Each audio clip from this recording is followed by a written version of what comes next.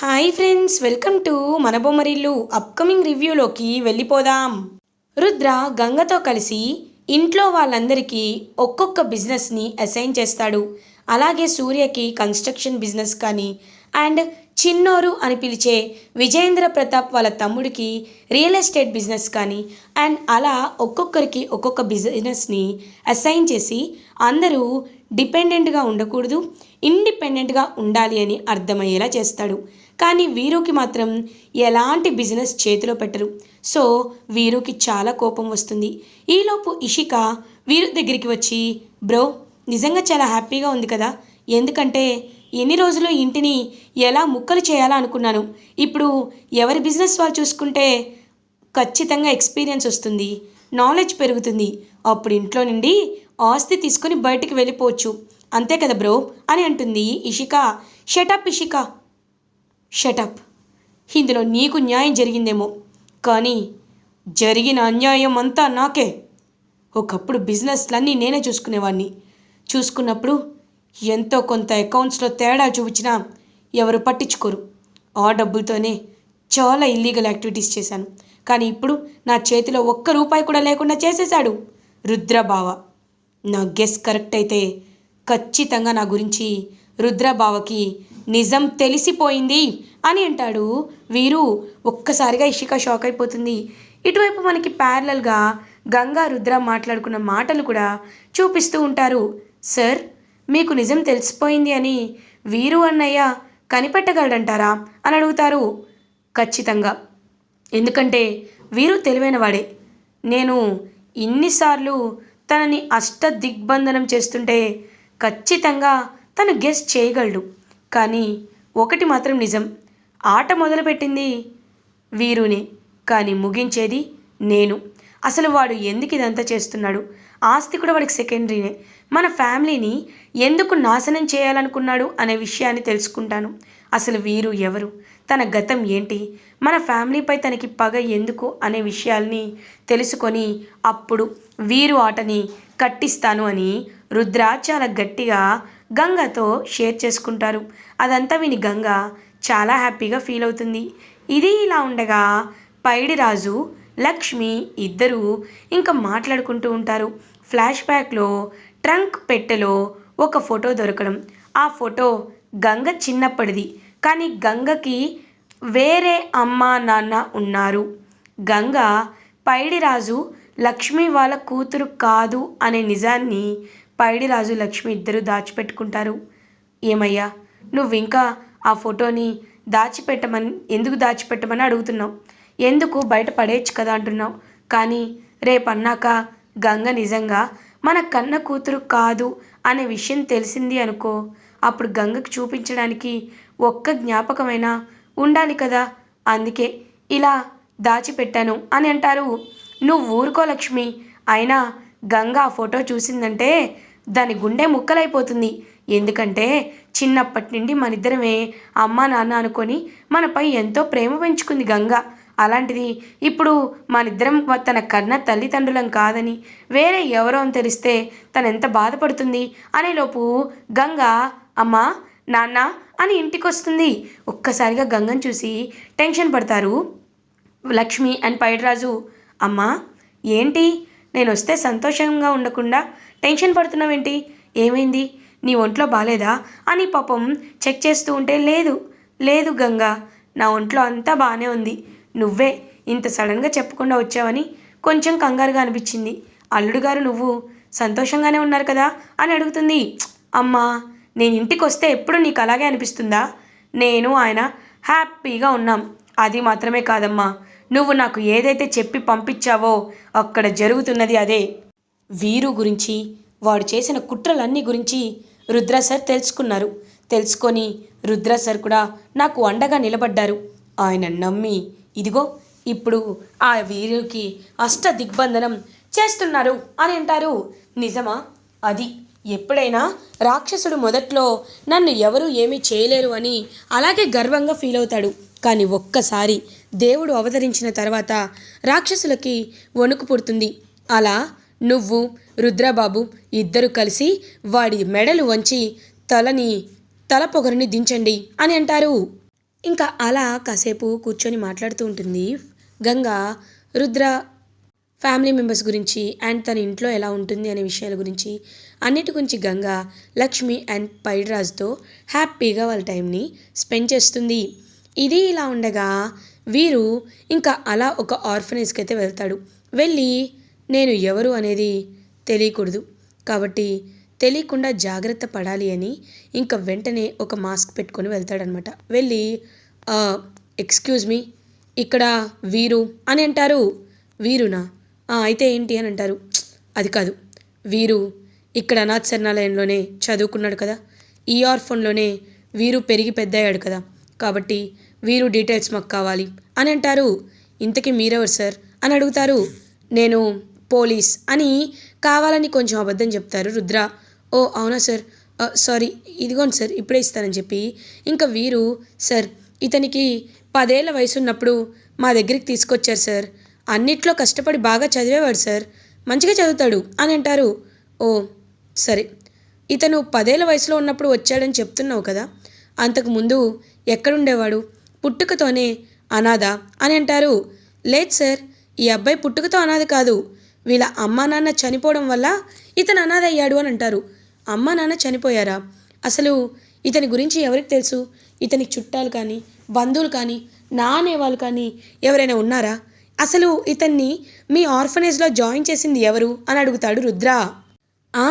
తెలుసు సార్, అక్కడ ఒక అకౌంటెంట్ ఉంటారు, ఆయనే రుద్ర వీరుని జాయిన్ చేశారు. వీరేంద్ర గురించి ఏదైనా డీటెయిల్స్ కావాలి అంటే మీరు అతని దగ్గరికి వెళ్ళండి అని ఇంకా అలా ఒక ప్లేస్కి అయితే పంపిస్తారు. వీరు ఆ అకౌంటెంట్కి అసలు ఏమవుతాడు, సంబంధం ఏంటి అని కనిపెట్టడానికి రుద్ర బయలుదేరుతాడు. సో రుద్ర వెళ్ళి అడగగానే నేను వీరు తరపు మనిషిని, నాకు అసలు నిజం చెప్పండి, వీరు ఎవరు అని అడిగేసరికి చెప్తాను సార్, ఖచ్చితంగా నిజాన్ని చెప్తాను, ఒక 25 ఏళ్ల క్రితం అని ఫ్లాష్ బ్యాక్లోకి వెళ్తారు. ఎప్పుడైతే విజయేంద్ర ప్రతాప్ ఉన్నారో, విజయేంద్ర ప్రతాప్కి ఒక ఫ్యామిలీ ఫ్రెండ్ ఉండేవారు, ఆయనే వీరు వాళ్ళ నాన్నగారు. వీరేంద్ర కాబట్టి వాళ్ళ నాన్న పేరు ఫణీంద్ర. సో ఫణీంద్ర అండ్ విజయేంద్ర ఇద్దరు బెస్ట్ ఫ్రెండ్స్ అనమాట. వాళ్ళిద్దరూ చాలా క్లోజ్గా ఉంటారు, ఏ పనైనా ఇద్దరు పార్ట్నర్స్గానే చేస్తారు.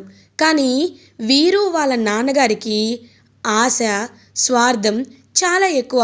అందుకే విజయేంద్ర ప్రతాప్ని వాడుకుంటూ కావాలనే ఆయన దగ్గర డబ్బులు తీసుకొని అవన్నీ చాలా జల్సా చేస్తూ ఇంకా ఇదంతా చేస్తూ ఉంటాడనమాట. బిజినెస్లో లాభాలన్నీ తనే తీసుకొని కావాలని విజయేంద్ర ప్రతాప్ని మోసం చేస్తారు. కొన్నిసార్లు అడుగుతారు, వదిలేస్తారు. ఇంకొన్నిసార్లు విజయేంద్ర ప్రతాప్కి అర్థమైపోతుంది. అర్థమయ్యి ఏరా ఫనీ, నువ్వు నాకు ఫ్రెండ్గా అండగా దండగా ఉంటావు అనుకున్నాను, నువ్వు నా ఫ్రెండ్ అనుకున్నాను, కానీ నువ్వు ఇంతలా నన్ను మోసం చేస్తావా? చూడు, నువ్వు చేసిన పాపం ఊరికే పోదురా అని అంటారు. ఏంట్రా పాపపుణ్యాల గురించి మాట్లాడుతున్నావు? చూడు, ఒకవేళ నువ్వు ఇప్పుడు ఇక్కడి వెళ్ళకపోయావనుకో, నువ్వు నన్ను చంపడానికి వచ్చావని నీపై పోలీస్ కంప్లైంట్ ఇస్తా అని అంటాడనమాట వీరు వాళ్ళ నాన్నగారు.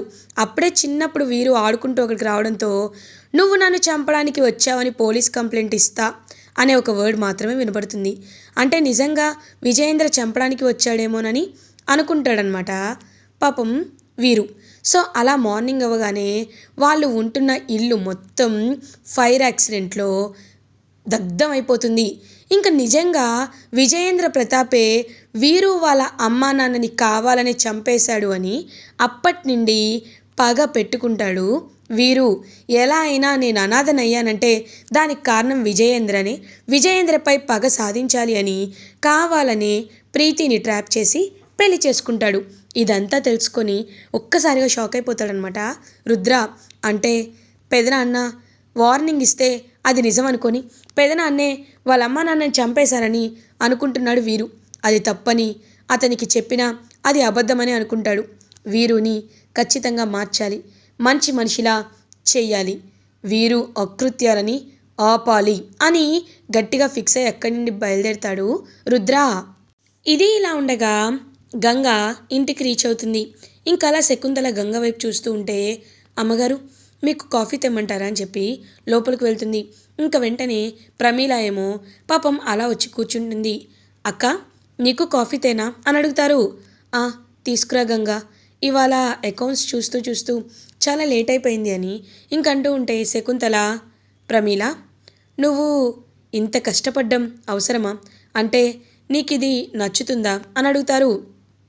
"అత్తయ్య గారు, నేనెప్పుడు దీన్ని బరువు బాధ్యతలు అని బాధ్యతలనే అనుకున్నాను, కానీ దీన్ని ఒక బరువుగా నేను ఎప్పుడూ అనుకోలేదు. నిజంగా నాకు చాలా అంటే చాలా సంతోషంగా ఉంది. నేను స్వతంత్రంగా నాకంటూ ఒక పని ఉంది అని ఆలోచిస్తుంటేనే నాకు చాలా హ్యాపీగా అనిపిస్తుంది. మీరేమీ అనుకోకండి అత్తయ్య గారు, నాకు అంతా బాగానే ఉంది" అని చెప్పడంతో పాపం గంగ వైపు ప్రేమగా చూస్తూ ఉంటుంది శకుంతల. గంగ వల్లే కదా ఇదంతా పాసిబుల్ అయింది. అసలు గంగ చెప్పకపోతే ఇదంతా జరిగేదే కాదు కదా అని చెప్పి ఇంకా గంగను చూస్తూ, "అమ్మగారు, కాఫీ" అని అంటారు. "గంగా" అని పిలుస్తుంది శకుంతల. వెంటనే గంగ వెనక్కి తిరిగి చూస్తుంది. "అమ్మగారు, మీరు నన్ను" అని అనేలోపు, "ఇలా రా" అని దగ్గరికి పిలిచి, "అమ్మగారు, నిజం చెప్పాలి అంటే మీ దగ్గర నాకు కాస్త భయంగా ఉంది" అని అంటుంది. "భయం ఎందుకు? అయినా నా విషయంలో నువ్వు భయపడాల్సింది ఏముంది? చూడు గంగా, నేను నిన్ను స్టార్టింగ్లో తప్పుగా అర్థం చేసుకున్నాను. కొన్ని కొన్ని విషయాల వల్ల నేను నిన్ను తప్పుగా అర్థం చేసుకున్నాను. కానీ ఇప్పుడు చెప్తున్నాను, నువ్వు ఈ ఇంటి కోడలికి ఎలాంటి లక్షణాలు ఉండాలో ఆ లక్షణాలన్నీ నీలో ఉన్నాయి. ఆస్తి, స్థాయి, భేదం ఇవన్నీ లేకుండా మనస వాచ నువ్వు రుద్రని ఒక భర్తగా గౌరవిస్తున్నావు. రుద్ర కూడా నిన్ను భార్యగా గౌరవిస్తున్నారు. అలాంటప్పుడు నేను నిన్ను కోడలుగా ఒప్పుకోకపోతే అది కరెక్ట్ కాదు. అయినా భాను ఆత్మ శాంతించింది అంటే దానికి కారణం ప్రమీల సూపర్ మార్కెట్కి వెళ్ళి బాధ్యతల్ని తీసుకోవడం. ప్రమీల వెళ్ళడానికి కారణం నువ్వు రుద్రే కదా. కాబట్టి మీ ఇద్దరి విషయంలో నేను అభిమానం చూపిస్తున్నాను అని వేరేగా అనుకోవద్దు. ఇప్పటి నుండి నువ్వు నన్ను అమ్మగారు అని కాదు, అత్తయ్య గారు అని పిలవచ్చు" అని నవ్వుతారు శకుంతల. ఒక్కసారిగా ఇంకా ఎంతో అంటే ఎంతో హ్యాపీగా ఫీల్ అవుతారు గంగా. ఇది ఇలా ఉండగా నెక్స్ట్ డే మార్నింగ్ అవుతుంది. విజయేంద్ర ప్రతాప్ ఒంటరిగా రూమ్లో కూర్చొని బాధపడుతూ ఉంటారు. అప్పుడే కరెక్ట్గా ఇంకా అలా గంగా, "పెద్దోరు, పెద్దోరు" అని పిలుస్తూ ఉంటే శకుంతల, "గంగా, ఏంటి పిలుస్తున్నావు" అని అడుగుతారు. "ఏం లేదమ్మగారు, బ్రేక్ఫాస్ట్ రెడీ అయింది, అందుకే పెద్దోర్ని" అని అనేలోపు, ఇవాళ ఆయన భోజనం కూడా చేయరు, పద వెళ్దాం" అని అంటారు. "ఏంటి, భోజనం కూడా చేయరా? ఎందుకు? ఏమైంది" అని అడుగుతారు. "ఏమైంది అంటే ఇవాళ ఒకరి పుట్టినరోజు, అందుకే ఆయన భోజనం చేయరు" అని అంటారు. "అదేంటి, పుట్టినరోజైతే భోజనం చేయకపోవడం ఏంటి? నాకేం అర్థం కావట్లేదు" అని పాపం గంగ అంటుంటే శకుంతల ఏం చెప్పకుండా వెళ్ళిపోతుంది. అప్పుడే కరెక్ట్గా అక్కడికి ప్రీతి వస్తుంది. "ప్రీతి, ప్రీతి, నువ్వైనా చెప్పు ప్రీతి, అసలు ఇంట్లో ఏం జరుగుతుంది" అని అడుగుతుంది. "చెప్తాందా. నిజం చెప్పాలంటే మా నాన్నగారికి అంటే విజయేంద్ర ప్రతాప్ గారికి ఒక చెల్లెలు ఉండేది. ఆవిడంటే ఆయనకి ఎంతో ఇష్టం, గౌరవం. ఆవిడ పేరు విజయలక్ష్మి. ఎప్పుడూ ఆవిడ్ని అందరూ ఎంతో సంతోషంగా గారాబం చేస్తూ ఉండేవారంట. కానీ కొన్ని అనుకోని పరిస్థితుల వల్ల పెళ్ళయిన తర్వాత వాళ్ళకి ఒక 8 ఏళ్ల పాప ఉన్న తర్వాత అనుకోకుండా వాళ్ళిద్దరూ చనిపోయారు. అప్పటి నుండి అత్తయ్య మావయ్య చనిపోయినందుకు మా నాన్న మా విజయలక్ష్మి అత్తయ్య పుట్టినరోజు వచ్చినా, పాప పుట్టినరోజు వచ్చినా ఎప్పుడూ బాధపడుతూనే ఉంటారు. ఆ అమ్మాయి ఎక్కడికి వెళ్ళిపోయిందో ఇప్పటికీ ఎవరికి తెలియదు" అనేలోపు, ఆ అమ్మాయి ఎవరో కాదు, గంగానే అన్నమాట. గంగా స్వయాన విజయేంద్ర ప్రతాప్ వాళ్ళ చెల్లెలి కూతురు. కానీ ఆ విషయాలేమీ గంగకి తెలీదు. గంగే తన మేనకోడలు అని విజయేంద్ర ప్రతాప్కి తెలీదు. ఇదంతా పైడిరాజు లక్ష్మికి కూడా తెలీదు. అసలు ఇదంతా ఎందుకు దాచి పెడుతున్నారు అనే విషయాల్ని రివీల్ చేయకుండా ఉంచుతారు. ఇలా ఎపిసోడ్ ఎండ్ అవుతుంది. ఫర్దర్ ఎపిసోడ్ రివ్యూస్ ముందుగా మీకు కావాలి అనుకుంటే మా ఛానల్ని సబ్స్క్రైబ్ చేసుకోండి. Thanks for watching.